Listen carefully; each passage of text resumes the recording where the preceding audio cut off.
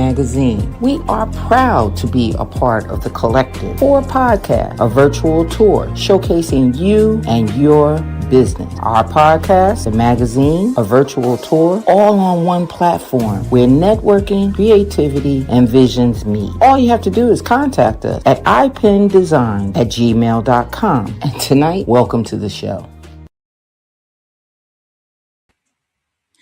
Good evening, good evening, good evening. My name is Nanette Buchanan, and this is IPIN Visions Podcast, Interviews and Conversations, where it's live, y'all. So whatever we do, we do.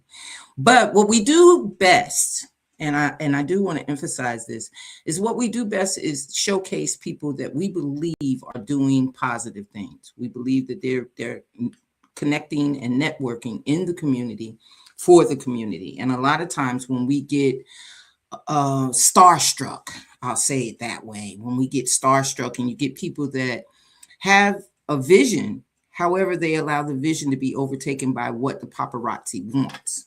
And a lot of the people that come on our stage, they're just looking to do the job. They're just looking to make sure that the community is what the community is supposed to be, that it's getting what it should get, and that we're not always trying to fulfill the wants and needs of the camera or the wants and needs of the media or what's popular on the social media sites.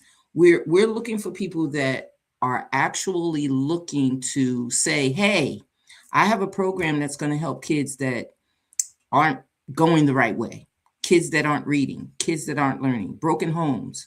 I'm looking to help the mother who was in a domestic violence situation and is now trying to survive. She's trying to heal. We're looking at people that are saying, hey, we have jobs, but we don't have the people. And we don't have the people because we don't have the programs to train them to be the right fit. Hey, we're learning new technology. We're learning STEM. We want to teach the girls how to do STEM, but we don't have a building to teach it in. We don't have a place to go. So these are the people that we're looking for on our show. And if you're one of those people, just contact us so that we can have that conversation, so that we could talk to you about what's going on. In the meantime, we're going to do what we do, and sometimes we act a little crazy and sometimes we get real serious about it because we are serious workers. We have been in the realm of working, and it's not like we just jumped up and said we wanted to do a podcast. We are people that have had jobs or that are working. We have businesses. We do what we do. So what we want to do is we want you to understand that you're not talking to somebody that just decided to have a podcast. You're talking to people that really have an interest in what we talk about and who we bring to the stage to discuss things with you. So without further ado, I'm going to bring to the stage my war hero. Listen to me, my war hero. And I say that because a lot of times when I do get all frustrated and everything else, she is my slow down. What are you doing? Why are you taking it that way? And everybody needs that in their corner too. You need a support system to help support what you see and support your vision and understand where your vision is going. So I want to bring my partner in crime to the stage. Hey, Felice. Thank you. Hey, Nanette. And girl, I'm having problems over here. The lighting ain't right. The camera ain't right. The light fell all of a sudden while I was talking. I'm like, what the heck? We're not going to get a perfect video out of any of these. You do realize that, right? Let's be perfectly imperfect as we are. So. Listen, that's why I tell our guests, you could take clips, because if you take the whole thing, people are going to look at you and say something ain't right. Take a clip. Mm-hmm. But and luckily tonight, my allergies won't get the better of me and be part of this show. The show, right? And be part of the show. So how's the weather? Where are you? Are you in Dallas? You're still in Dallas. Yes. Okay. But the weather is beautiful here, and you don't have any of that bad weather stuff. No.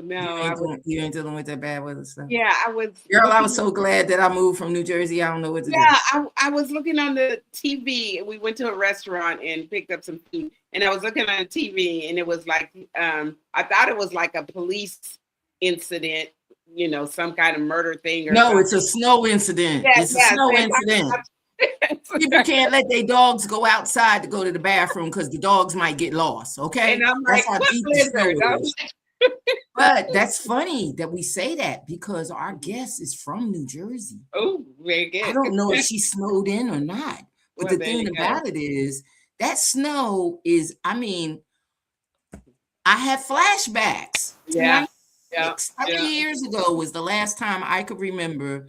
And the snow wasn't as bad as it is today Uh-huh. there, Yeah. but it was terrible. That's when they locked me in. Remember? Yeah, I right, still right. have Yes, flashbacks from that. completely in, and then they shut down the city. And when folks up in Yeah, those regions yeah. shut down the city, they, That's it. baby. That's it. So I'm hoping that she's okay, she's probably just like, I'm gonna be home and I ain't coming out, That's because right. there's no way in the world people are going.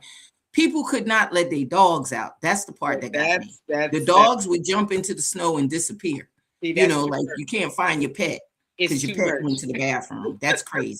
That's Well, crazy. let's bring her on and see. Let's Let's see where she is. If she's right. snowbound, stuck in the snow, if she got her boots on and shaking off the dust, what is she doing? What is she doing? So I want to bring to the stage our guest for tonight. And one thing I want to say about our guest before she even comes to the stage, I want everybody to understand the necessity in public officials. There's a necessity for public officials to be not honored, not someone that you put on a pedestal or anything like that, because most public officials, and I'm not talking about up in the range of governor and all of that, because they get the limelight. But the ones that are council, the ones that are on the school board, the Mm-hmm. ones that are local, they Yeah. don't get all of that flashy stuff. Mm-hmm. They don't get all of that, but they need it Well, because yeah, they're the ones that are pushing the pens and pushing the pencils and coming in the community to see what we need.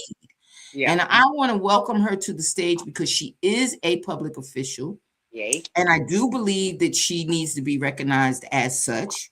Yeah. Tonight's guest is Councilwoman Kyana Evans, and she is with Yay. the borough of Paulsboro in New Jersey.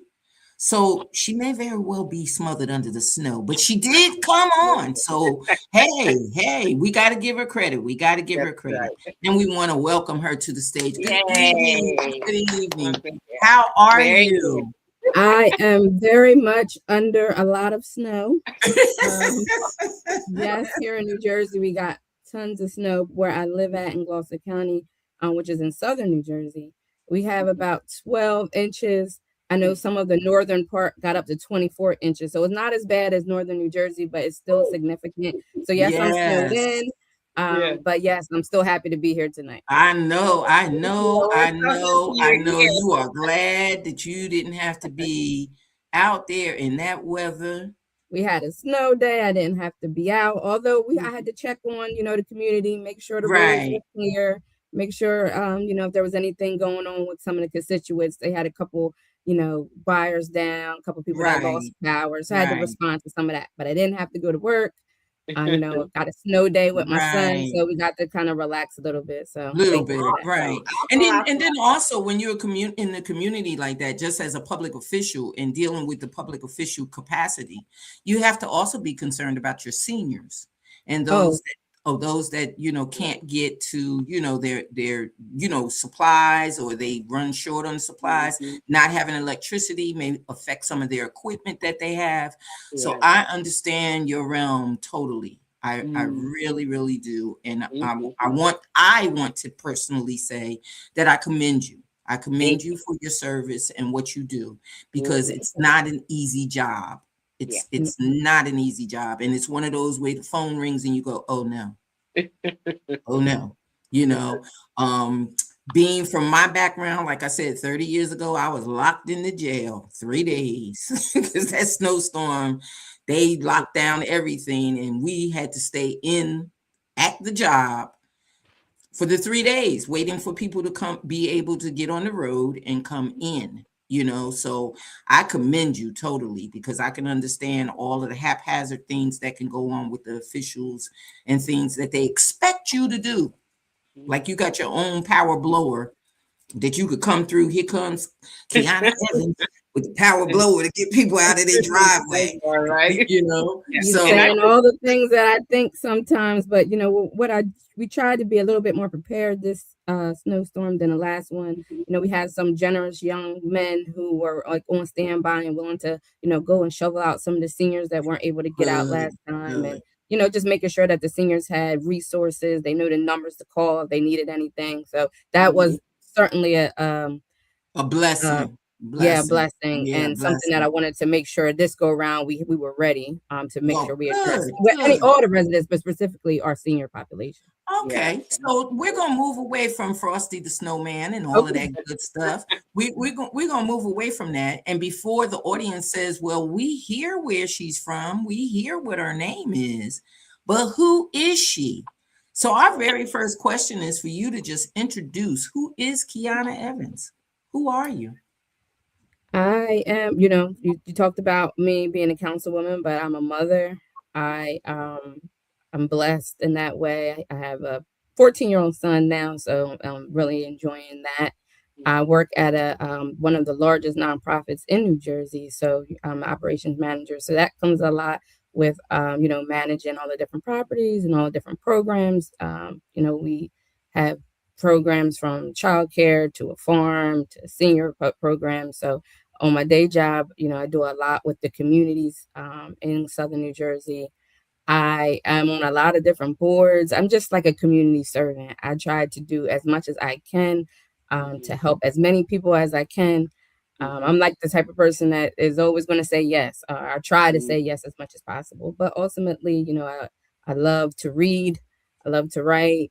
I love God. I love going to church. I always keep God first in everything that I do. So I'm just, and another thing I'm really proud of is being a sister. I'm the oldest of 10 children. Oh, Um, yeah, Ooh, yeah, and you know, I lead with that sometimes because my family is unconventional in a sense where we were impacted by, you know, DCPMP, which are Child Protective Services. We were impacted by mhm. adoption. So, you know, I'm proud to be have my siblings and have a relationship with them, and you know, kind of lead the way and show them, you know, Right. kind of lead by Right. example in that way also. So I'm very proud of them, and I'm very proud to be their sister. So I always say I'm a sister, I'm a mom, I'm all the things, but you know, that's something I'm very proud of. Whoa, awesome. oh Oh, that's wow. Awesome, awesome, awesome. That's even extra special because Jesus, I don't know. You know, you gotta have that one or that two that call you and you be like, mm, you know, but Nuh-uh, nuh-uh. Two of them. There's two of them. yes, you gotta have that one or that two that you go, mm. Mhm. Yep, Yes, Yeah, you that's gotta definitely. have awesome. them. But you're Mhm. also the founder of Dreams. Hmm. I left Now, that could you out. Sorry. tell? Not y'all Yeah, forget could you that. tell us Mhm. what Dreams is? So, me and my sisters, we do a lot of different things in the community. And I didn't mention, but my grandmom raised us, and we always talk about the different dreams that she like had for us, the things that she wanted us at when she passed. She wanted us to be able to go on and go to college and, you know, be good people and have raised families. So we used to Mhm. call it. We grew up on a street called Jefferson Street, so we call it Jefferson Street Dreams. But ultimately, it's just is our way of do giving back and being this type of person that she was. So we do a Mhm. lot of volunteering in the community. We have we're blessed to get some grants, so we do different programs for mental health for women. We do, excuse me, we work with our the local youth football and cheerleading program, which is another thing. Mhm. Part of the dreams is that we're very proud of. We do a community care closet where we provide, you know, essentials for the kids in the program. So if they need socks, if they need deodorant and clothes and, you know, all the different essentials, we provide that. We connect to different resources for the family. So if they need help with childcare, they need help with utilities, whatever it is. So really proud of that work and just really, you know, working with my family to do our part to give back to our community. So that's Yeah. really what that is and where that came from. And it has evolved so much. Like we started with just like, you know, just wanting to help and seeing other people invest in us and give us small mini grants that we're able to go back and invest in our community has been great. And that's a Yes. beautiful thing. That's a beautiful thing. And it teaches others how to respond to it with Mhm. different leadership, community leadership, and reading for children. And I think the best way for our children to understand what they should be is by showing them. Mhm. Is, a lot of times we say, well, that's the parent's job and that's this job, but they've got to see it somewhere. Mhm. They've got to see it somewhere. So when you look at what you do, okay, and you look at all the things that you put in your community leadership, your community and leadership that you give, and of course you said that you write, and you write, children's stories or whatever, but you write for children so that children can read. What do you see is the key of importance in the community and leadership for children? I think you said it right. Them seeing, like really leading by example. Like my stories, kind of meet them where they are, and Mhm. then try to put them in the story where they can see how they can be a part of leadership. Because Mm, leadership can be what you're doing at home, right? Leadership can be what you're doing in school, being a good friend, being a good student, listening to your teacher, listening to your parents, being nice Mhm. to your neighbor, all the different things. Um, then like it depends on the age, but when they get older, being more involved in your community, whether it be being in your school, being on the what is it, the student council, or like being mhm. involved in like different things in the school that gives them those leadership skills. So I was formerly on the school board, so kids have been I went to school to be a teacher, so I've always loved to teach. And even with my book, like it's lesson behind it. It's not just a story, but we're talking about Mhm. what can you do. Like that's Yeah. how can you be involved? How can you Mhm. do it right where you are? Whether you're just a little kid, first Mhm. grade, and you're, like I said, you're just being a leader in your classroom, or if you're in sixth grade or seventh grade and you're thinking about how you want to move into adulthood or to into high school, how can you step into more leadership roles there? How can you get involved in different clubs? How can you be involved in your school more? How can Mhm. you be involved in your community more? And giving them those opportunities to do that through, whether it be through dreams or whether it be through just working with the school districts, whether it be through the book. I always try to give young people opportunities where they can be leaders and leaders where they are. And that looks different for everybody, but really Mhm. just leading by example. I feel like for me, they see me a lot. Like our Mhm. community is very small. We have 6,000 people in the town, right? Oh So wow. Yeah. the kids, they know me because they say, "Oh, I saw you here.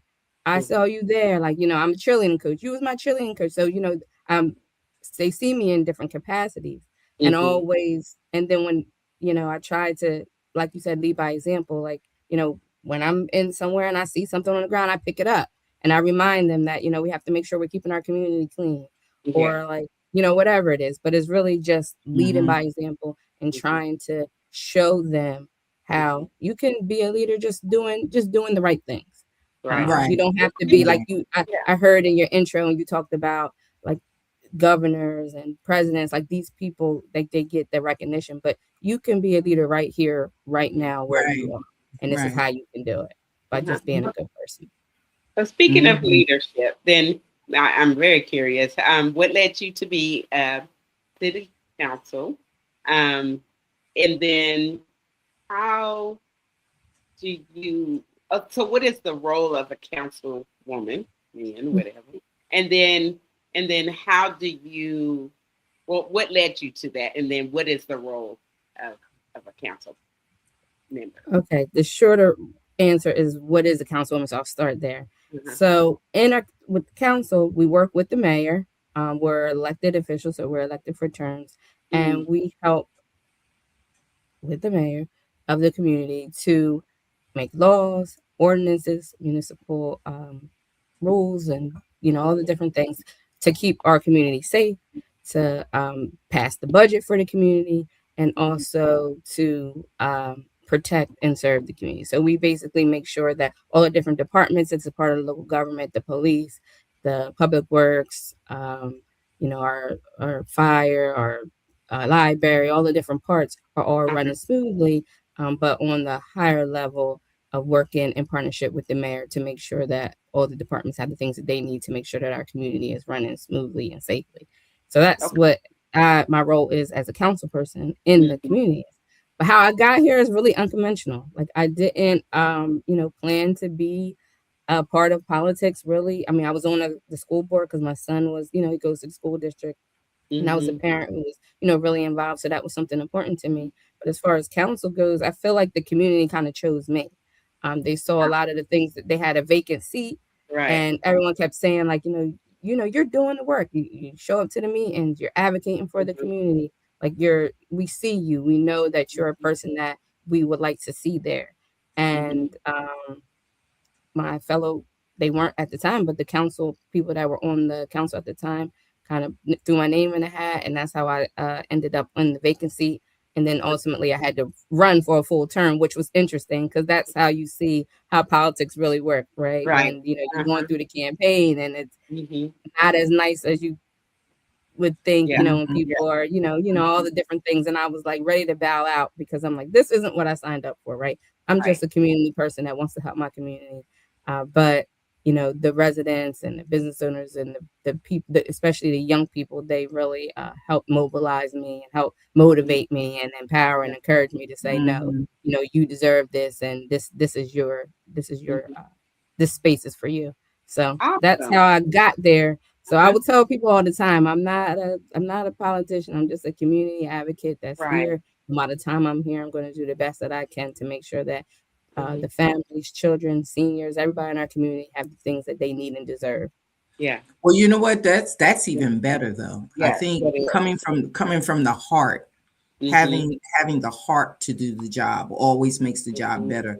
I remember my son complaining about a coach in school, and I had heard the complaint years prior because I coached as well, and I had heard it prior from kids from other schools had said the Mhm. same thing, but I didn't think about it because like that's where your mom wants you to go to school. I can't really step into why that coach won't do the things that we do. you know Mhm.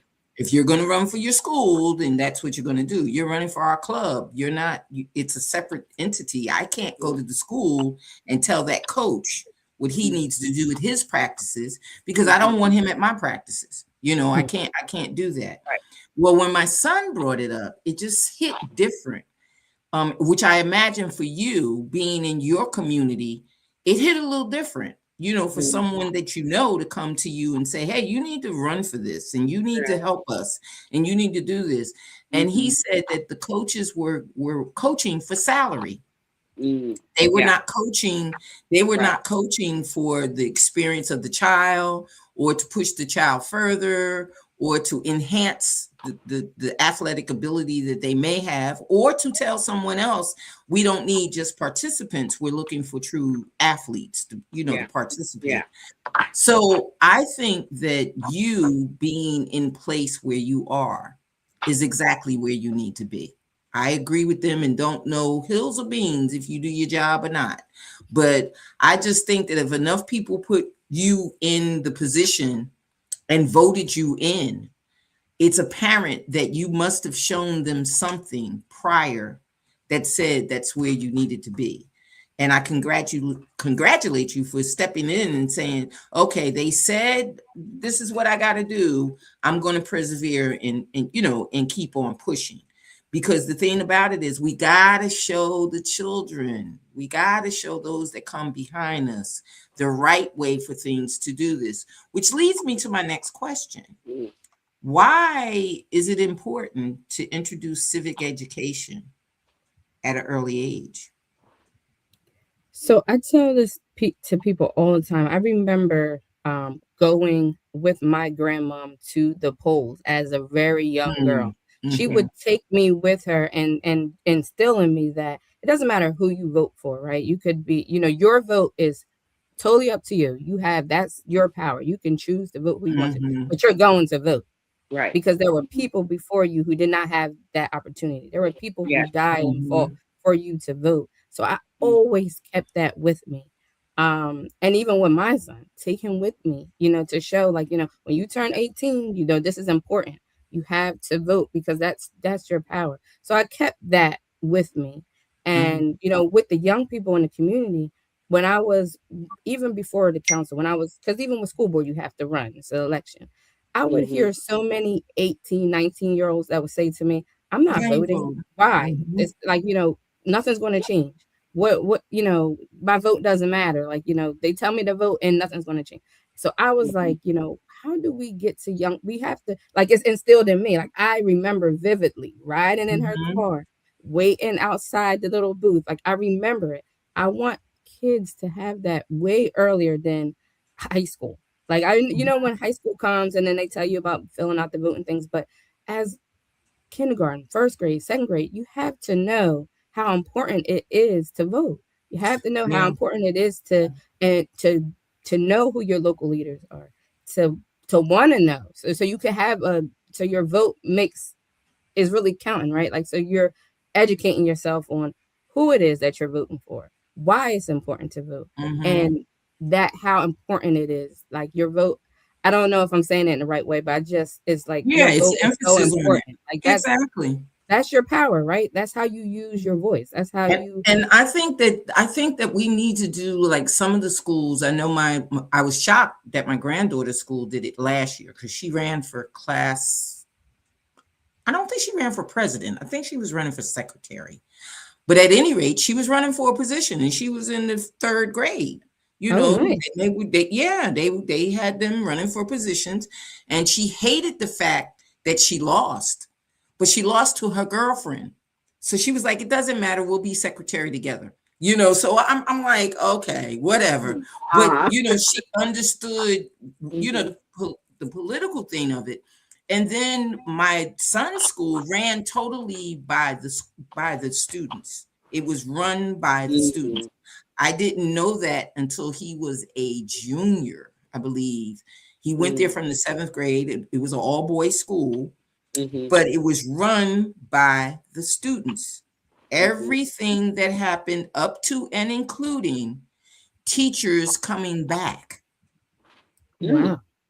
Up to and include, they had a voice to say how they felt about the year curriculum. Did you feel that curriculum fulfilled what the syllabus was? Do you feel that this was done? Do you feel they literally had a voice? And I just felt like, why don't they do that in all the schools? Because that sounds amazing. That teaches them the not that they have, the run of the school, because they still have the principal there. They still have, everybody in place. But they could literally, their president, vice president, and everybody else could take the concerns of the students to them, and then they took those concerns to the adults that were in the school. But punishments, everything that was there went through the students. It went through the students, so that the students were totally involved. If there was something going on in the 7th grade, it was the problem of the seniors, because they were then the presidents of the school. It had to go all the way up the ranks to get to them for it to be corrected. And as a parent, if you were called into the school, you sat with those student boards. You sat with those students, because if your child was doing something that was against the rules and regulations, they were the ones that were presenting it to you. That's great. That's the civic involvement that we need. Like, it taught. I had, in my experience, I would have kids who would, like when I was running, they would ask me, am I running for the president? They didn't even really understand, what it meant to be like in our community type of government, right? What it meant to be on the school board, what it meant to be on the council, what it meant to be the mayor. Right. I asked a lot of kids during the process, like, just different questions. And they were just shocked that I was even trying to include them in. A lot of times kids, like, at least in my community, they weren't asked like what they thought about stuff, or if they wanted to be involved in this. So, I just kind of used my own experience and said, like, what can I do to try to get them involved? Get them involved and make sure that their voices are heard and help them feel empowered to use their voices. I don't know how long they had that in place, but I know that as a parent, as a parent in the beginning, because it was an all-boys school as well. It's now a co-ed school, but it's one of the best co-eds. You might know St. Benedict's. Okay. It, Mm-hmm. it's St. Benedict's. So the thing is, when my son first went there in the 7th grade, I did not understand that policy at all. What do you mean another student told him this? Who are they to say anything? Where's the adults in this situation? And that's when we went to the PTA meetings and same things. And that president, vice president, they were there. They were there. So does that self-governing type of way that the school runs, has that been effective for them? That, like, the Yes. punishments or the things are Yes. student-led And now they're co-ed. Now they're co-ed. So I'm quite sure that now they involve, the females as well, because they're co-ed now and they have a campus. They have everything. A lot of the things that the children wanted were instituted by that committee. Like, we need this, and they would, hey, if that's what you need, let's get to work on how we can get it. And that's what's been going on with them. But I think that early civic education is a key, because then you're involving them to the point where it's just a regular rotation. They understand when I got to vote. When do campaigns run? Why do campaigns run? Who are these people? What does each office hold? And we need to start it as early as, even if it's minor. Like I said, my granddaughter, she was in 3rd grade, but she didn't understand all of it. But she understood that the secretary was taking notes, and she understood that her girlfriend was going to be, like she said, she's going to be busy. I'm going to help her, so. But even that, it sounds like they have a campaign. They had to run. Like, you had to vote. Yeah, she had to make signs and vote. Yeah, all of that. That's definitely preparing them for that. And then also, like, for me, the other part of it is just the education piece on, the school, the secretary, treasurer, president, vice president. That is, we need them to know that. But also in the community, what does it mean to be on your school board? How do those people help to make sure that your school is safe and you have everything you need in the school? What is it that your mayor does? What is it that your council people do? And then all the other people that work together with it, your fire and your police, and like, how do all these people work together to make sure that to help your community, to make the community safe? Yeah. Right. So your book is called Lay's Big Question.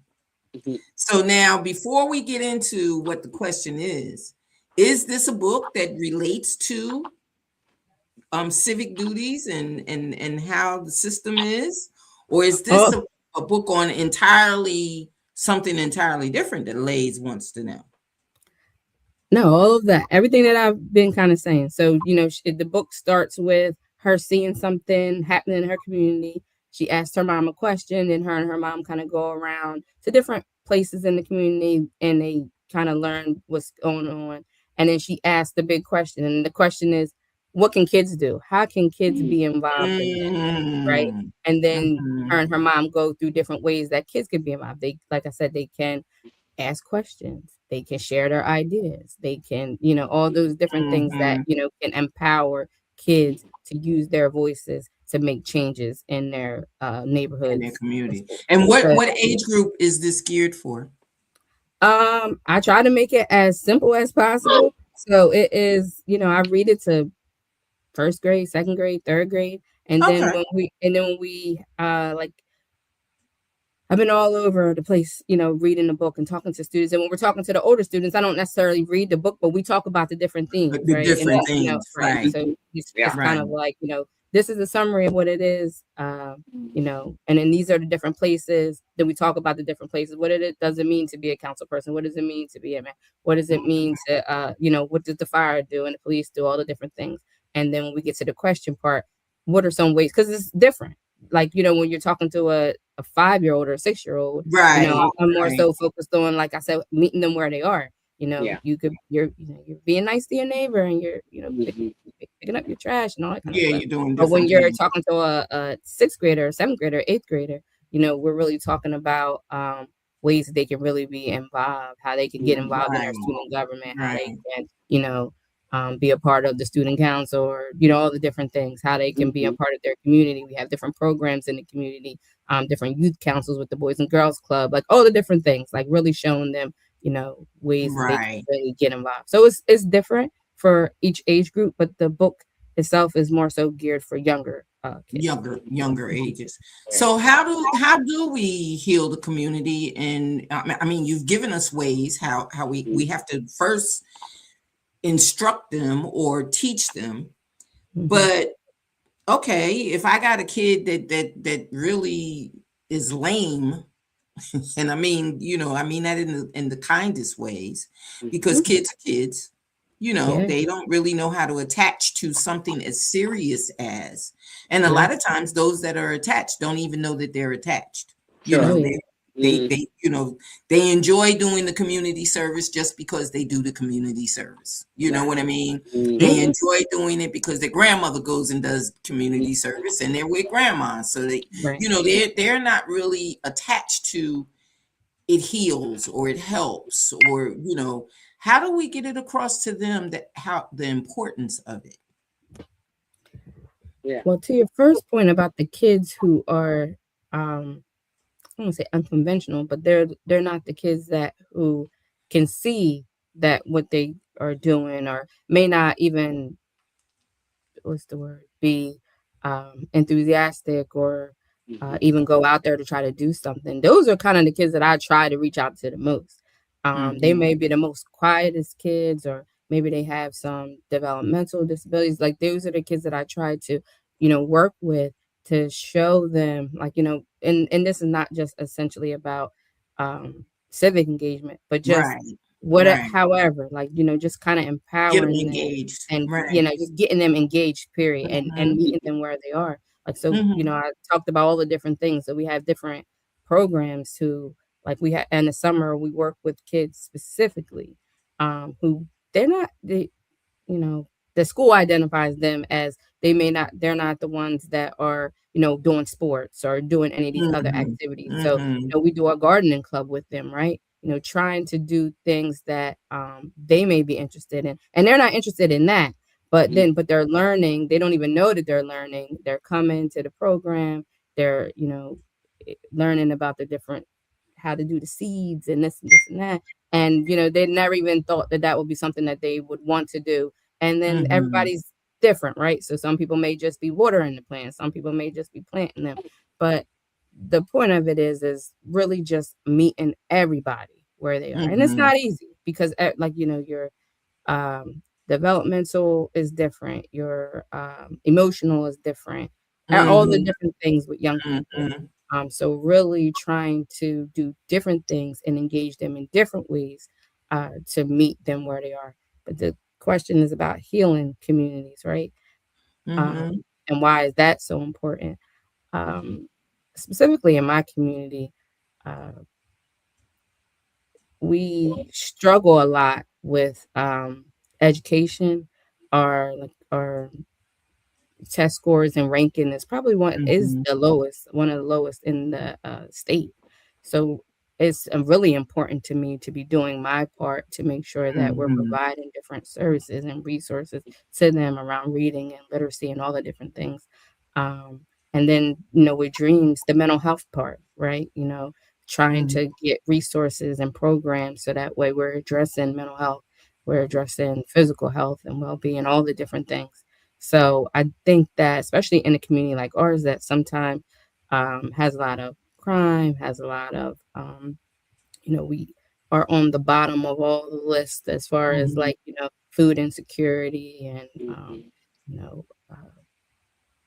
socioeconomic status, all the different things. So it's really, really important to be making sure that, as a local leader, not just as a council person, but as a member of this community, to make sure that we're providing them with the resources and tools that they need Mhm. to be successful. And it's not easy. I mean, this is years and years and years and years of all these things, right? Mhm. So trying to change that and, revitalize and move it forward, so that way we're fixing some of those things, or working towards improving some of those outcomes, is not easy.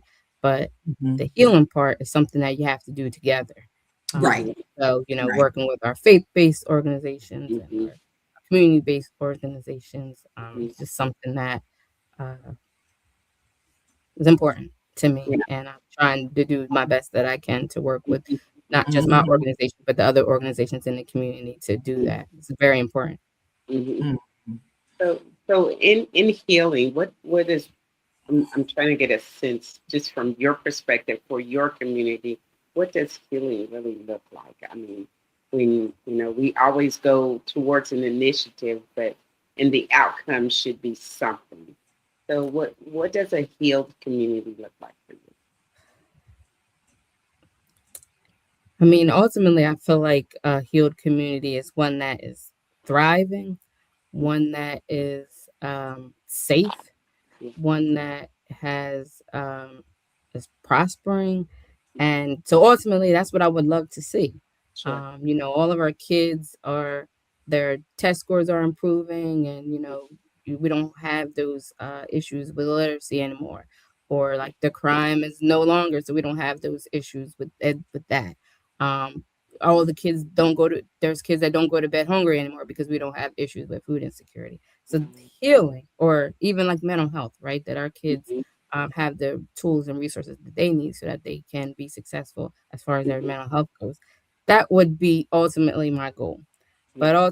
But realistically, um, we're a long ways from that. But we're working every single day Mhm. to make sure that we're doing our part to improve those Absolutely. outcomes for not just our young people, but for the whole community. Mhm. So that would be healing to me in the perfect world. But for right now, I just feel like it's doing what I can, Mhm. meeting people where they are and providing them with the resources that we can right now to help. Okay. Mhm. Well, who out of the community, and we always say this, Felice and I always talk about this, as far as it's the parents' responsibility, Mhm. Mhm. and then we ultimately release our kids to the community Yeah. because they go to school, and then Mhm. ultimately they're released to the world, Mhm. and they have to be able and prepared to live in the world.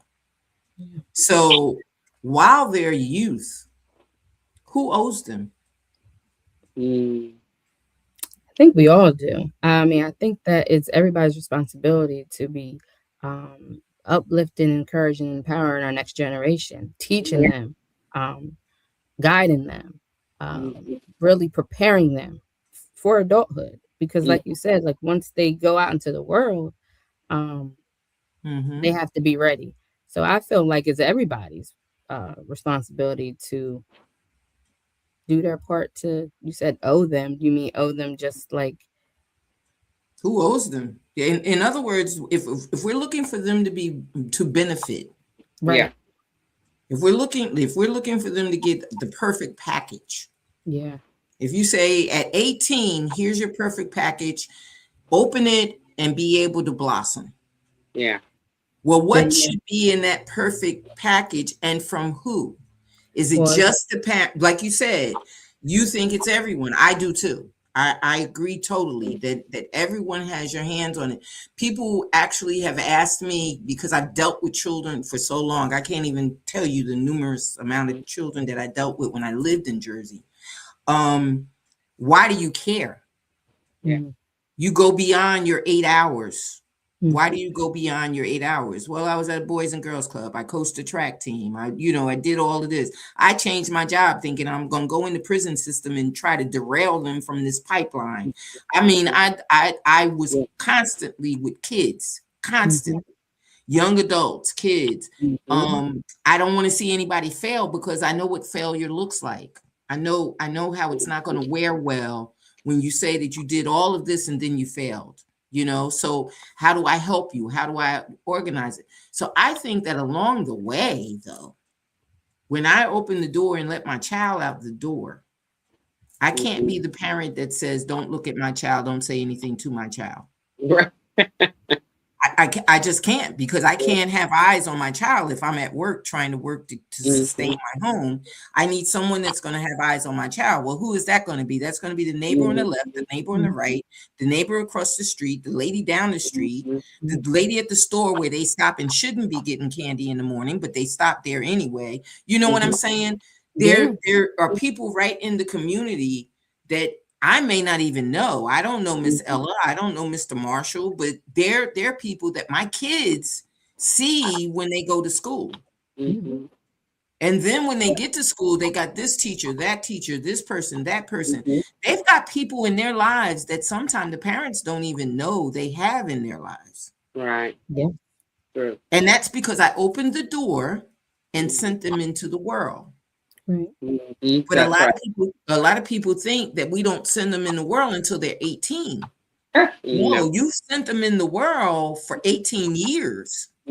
Well, and more importantly, you sent them into the world as soon as you gave them an electronic device that allows the world to come into the world. And the world is now allowed to come in. Yes, the world is now allowed to enter their world. Right. So that's happening at 2 years old, right? Right. So you've given them all kind of tools that give them access to people that you don't know. Right. So who then owes the youth when the youth go astray, or when they don't learn, or when they have the lack of, or when they don't even have a pencil to write with, because the school supplies are not met, because the budget is not met. You talked about parents, and you also mentioned that you're a coach. So I'm a cheerleading coach too, and I hear it all the time, just about like what the parents should be doing, or that's not our responsibility, that's the parents' responsibility, or like in the school, the parents should be doing that. But in communities like mine, some people don't have parents, and I even told you my experience growing up. There aren't any parents, and if it wasn't, you talked about all the different people. There were people. Those people that you named, Miss Susie up the block, the Girls Club counselor, the teacher at the school, those are all people who kept you balanced. Me, That's right. That changed my trajectory and believed in me, and helped me along the way. So that is kind of like why you talked about, like, all the different things you did. That's kind of how I am, because those people made me who I am. So I tried to do my best to do the same thing in the community. But to your point, I just feel like it just, it has to be just, it can't just be the parents.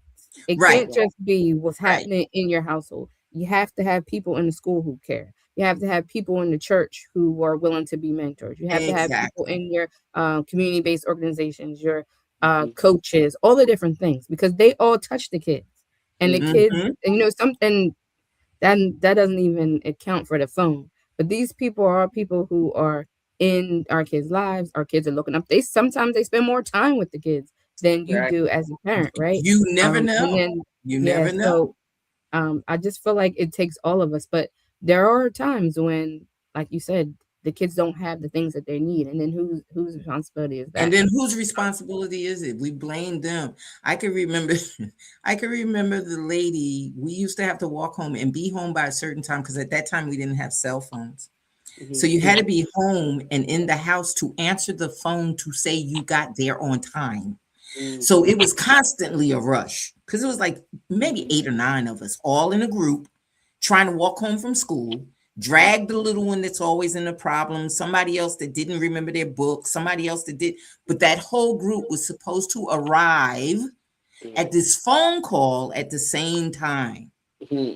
And there was a lady that used to own the store on the corner, and she would be outside every day at the same time. For some reason, she had the dirtiest store stoop, because she would always be sweeping the store stoop and saying, y'all better hurry up, because she knew we had to get to that phone. She said, y'all running a little late today. And I mean, to this day, we have reminisced, even, just talking on the phone, talking to someone that grew up in that era. Remember Miss Walker at the store? because she just would automatically, you knew what time it was if she was out there sweeping. Mhm. You knew, either you were on time or she would say something. And if she said something, that meant that she had been out there long enough where you were running late. Mhm. But Yeah. all of us had to be in one spot Uh-huh. at the time that, my godmother made the phone call for the neighborhood. Mm. Is so and so with you? Did they do their homework? Did you remember to bring their book? She'd run down the list of things that each child would have a problem with for the afternoon, and we would just agree. And then as the parents came home, they would come and get their kid, you Mm. know, but we all would be in one spot. That Mm. community involvement, Mhm. and that's why I said who owes the youth. I just think Mhm. that the community owes the youth. Yeah. Oh yes. that Yeah. the community owes the youth. That Mhm. it takes that saying, that adage, it takes a Mhm. village. Yeah. It truly does. It Yeah. It truly truly does. does.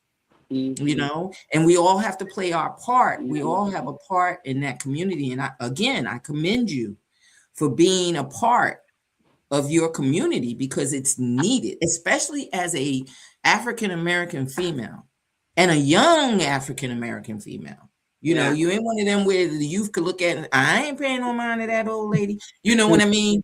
You're a coach, you were a teacher, so they could look at you and, yeah, that's vibrant. That's something that I could do. Mhm. They're not looking at the fact that they have to wait until they're retired to become a councilwoman. Yeah. You know what I mean? So I commend you again about it. So a lot of times we look at it and say, well, what's the difference? Let us know what the difference is. Is writing about it or speaking about it or both a necessity? Mm. Both. And I'm thanking you for considering that, and you consider it.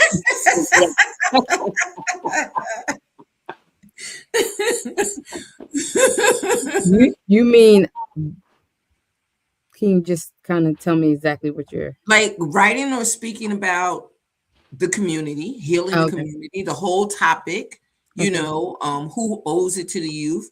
Do we write about it? Do we speak about it? How do we get this generated, not only in your community, but other communities, people that are listening that are saying, hey, we got that problem too, do we need to speak about it? Do we need to write about it? Or do we need to do both? What do we need to do to help try to get this catalyst going?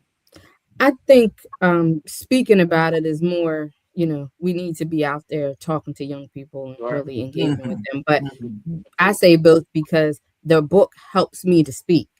Right. And I use it as a tool to talk.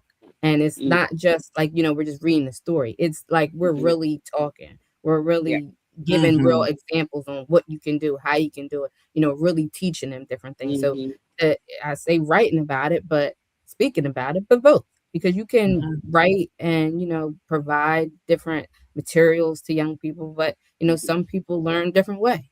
And, That's right. really speaking to them and, Mhm. audio type of learners and really engaging Mhm. with them in that way, it may be more effective. For me, I mhm, just use the book as a tool to really speak with people, where however they are, even adults, like, Mhm. we just talk about in the community mhm, or whatever. So it's really a tool to speak and engage with people. So I say Mhm. both.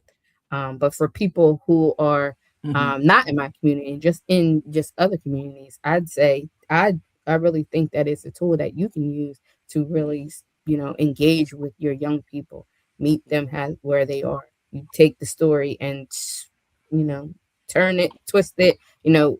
adapt it to what you need to in your community, because they'll look different in everybody's communities. And I Right. think that's your direct message, because I was Yeah. getting ready to say, what's your direct message to a community? But you just did it. You just said it. It's That's what they really, need to do. try to get to people, kids as young as they I am like so happy to hear that your granddaughter, I think that's what you said, was in third grade and really going through that Mhm. process.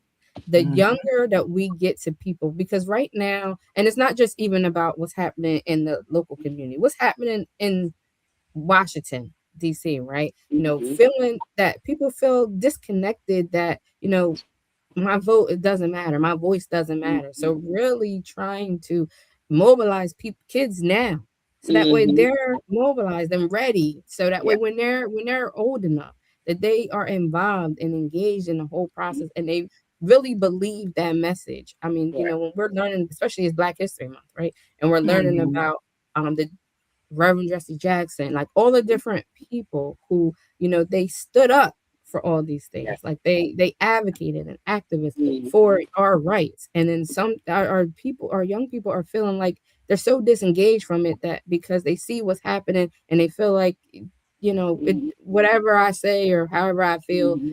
doesn't even matter because, Right. things are going to happen. People are going to do what they want to do. But we Mm-hmm. have to like kind of like go back to the basics with the young people and Yeah. really, really drill in the message that Mm-hmm. your voice does matter. Like we Absolutely. need you to be Mm-hmm. involved in your communities. You're the next generation, right? Because there's Yeah. people who like even me, I feel like I'm a emerging leader. But Yeah. younger than all of my counterparts, right? Mm-hmm. Um, but I have to get these people, younger people, ready because you are going to be in these seats. You're going to be the teachers, and you're going to be the neighbor, and you're going to be all the people in the community that somebody's Mm-hmm. going to need you. So, Yeah. really, Absolutely. And just back to that point of speaking or writing, there are many written things that go unread or read and not get a context of Mhm. oh that this yeah, is truly for Mhm. me.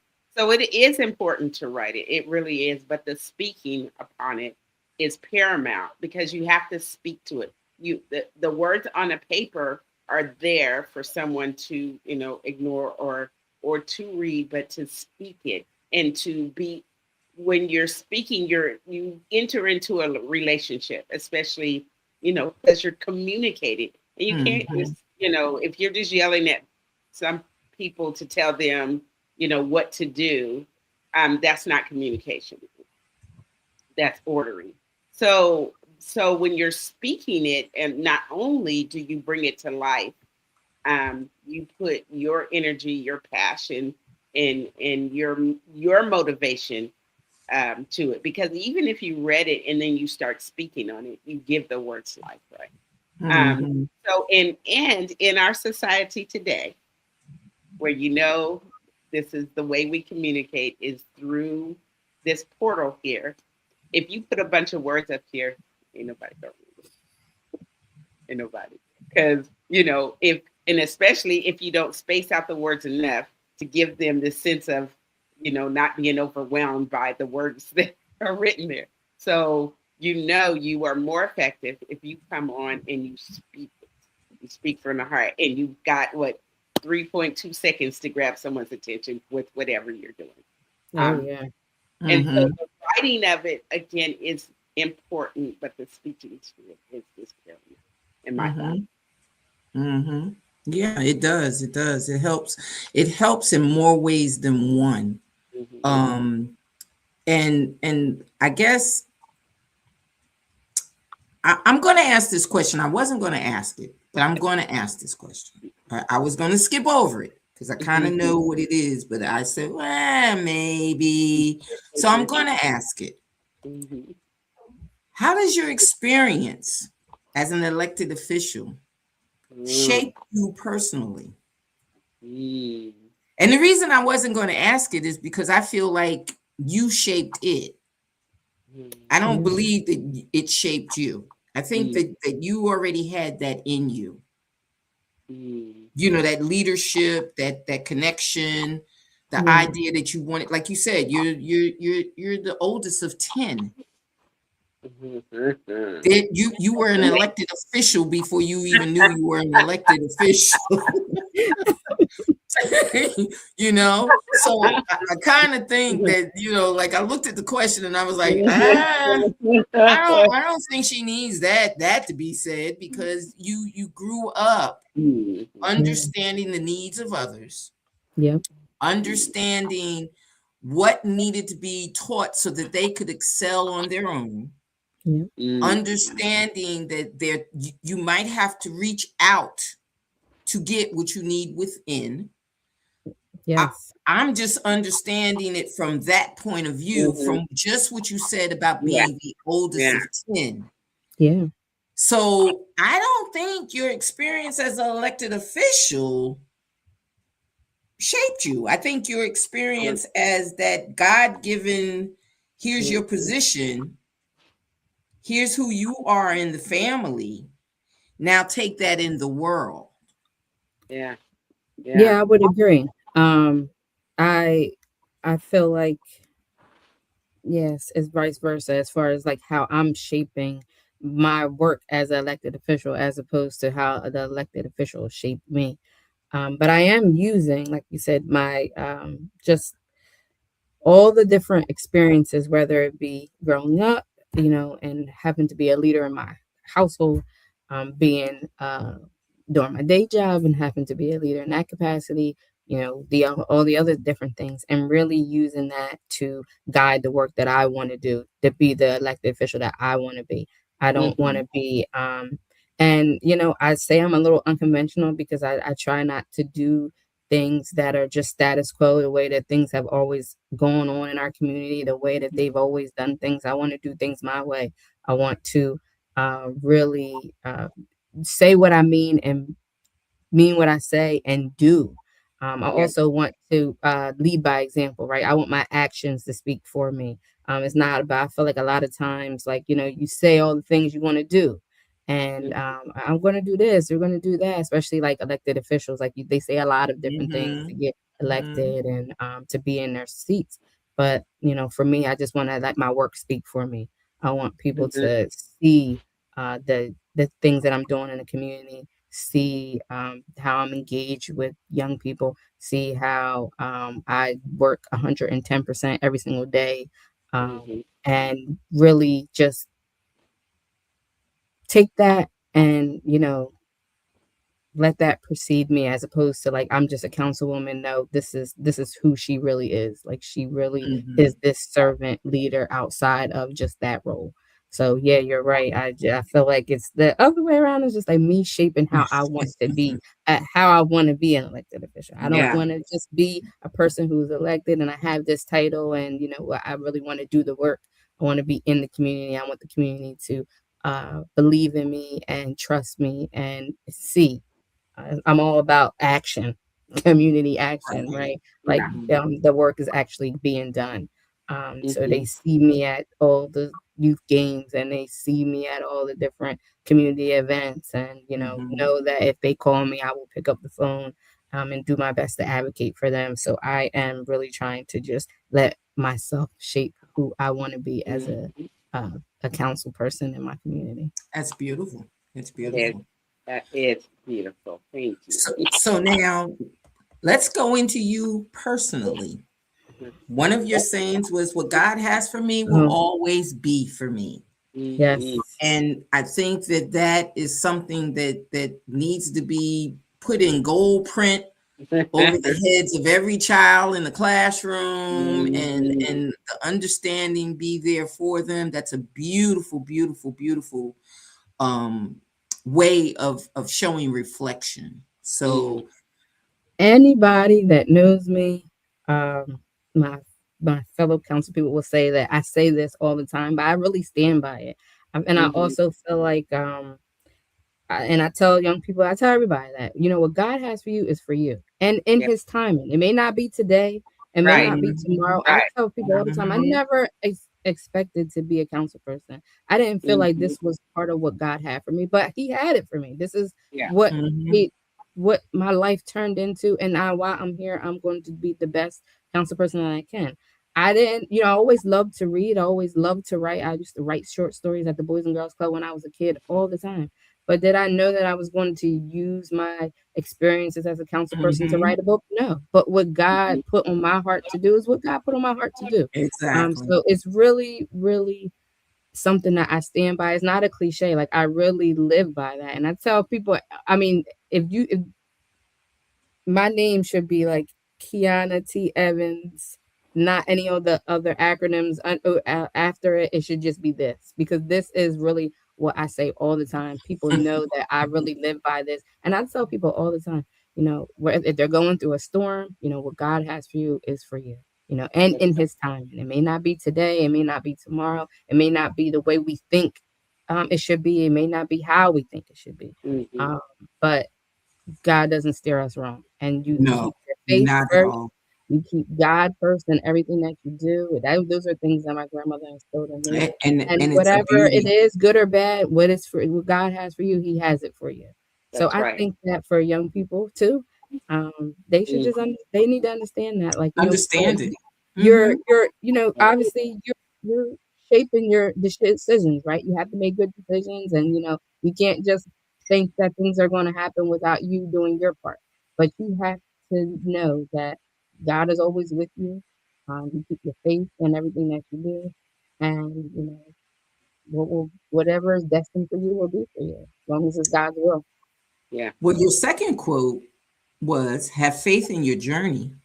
Oh, Everything had to happen exactly as it did to Mm-hmm. get you where you're going next.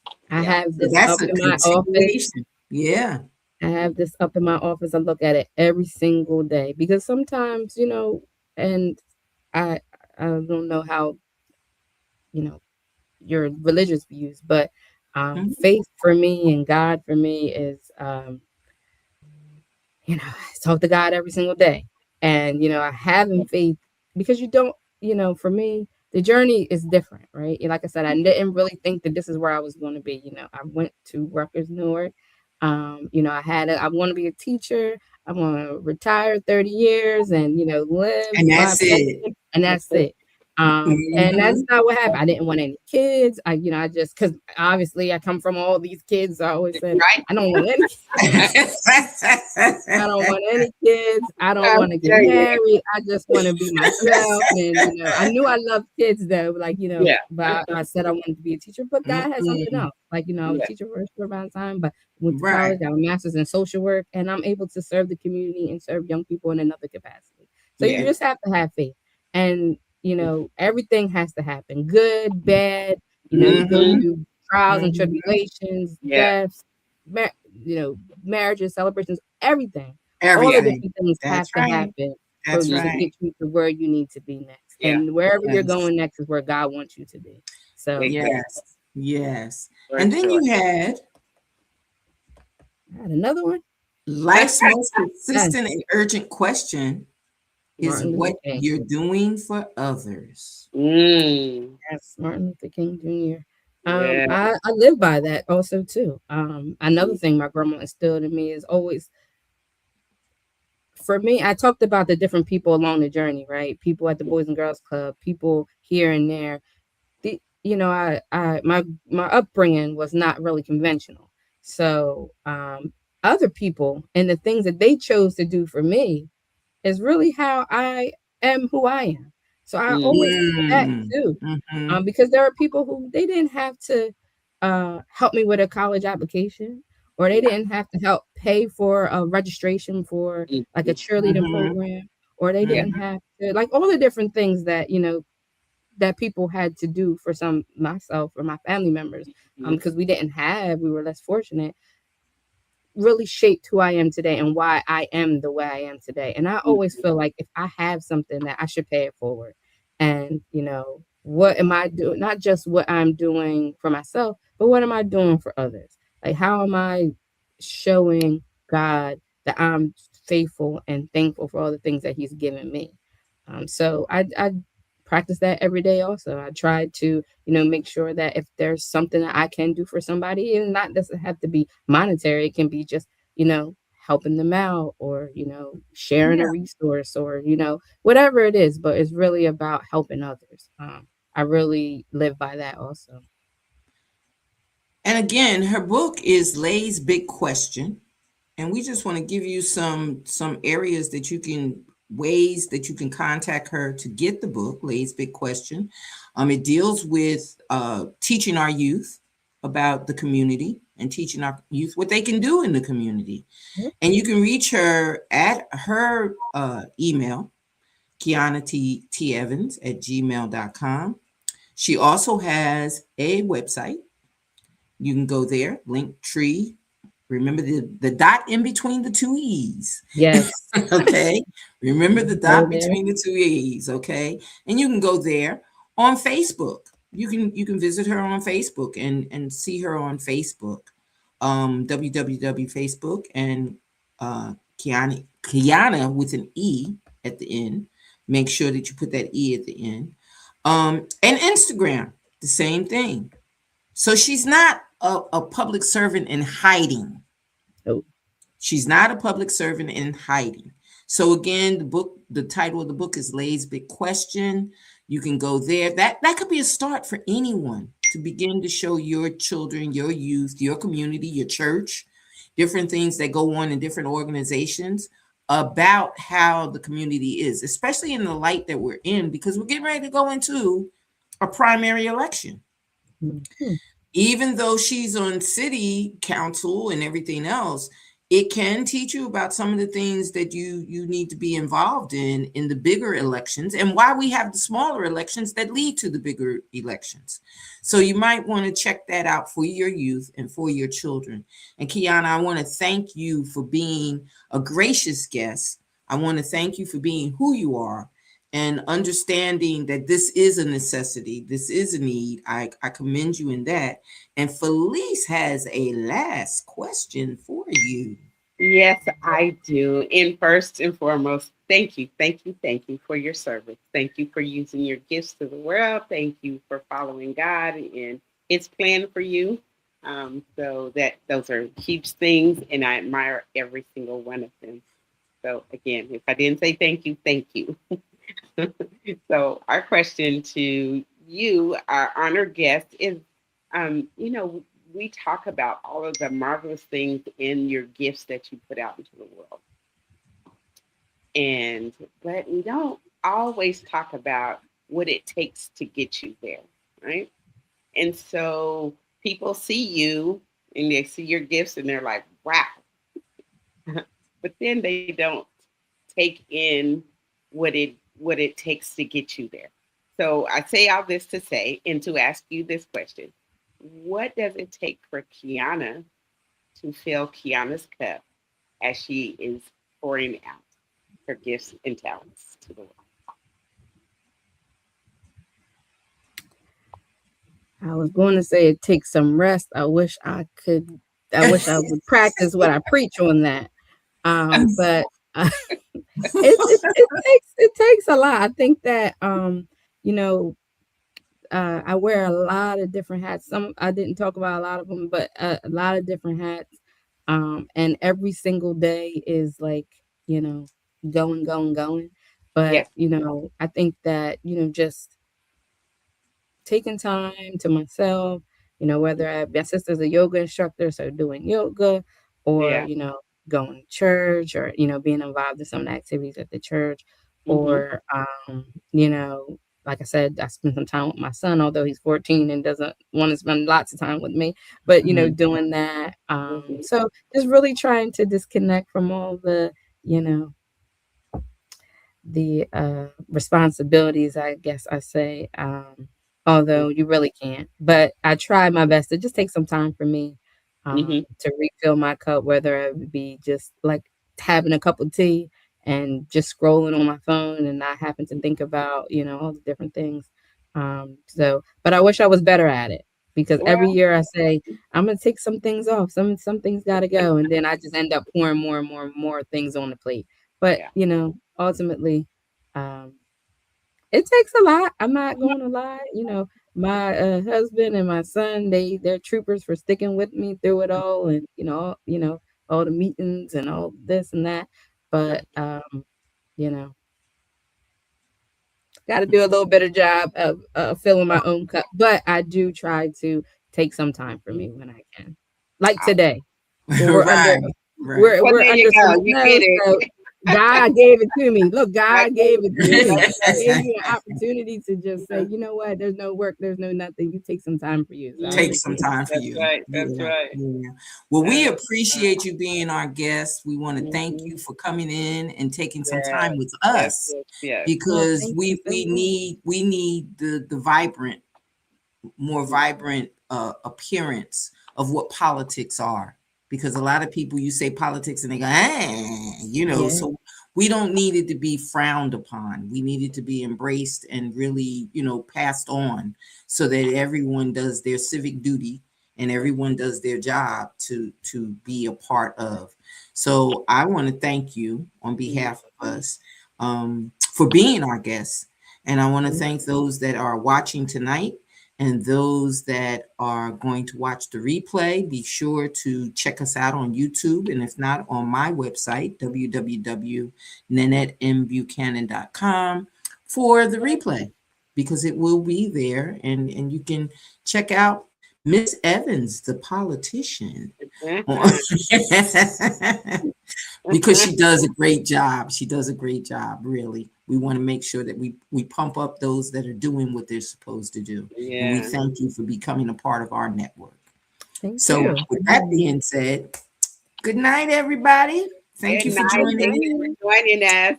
Thank you for joining us, and thank you for being a part of our audience. Good night. Good night.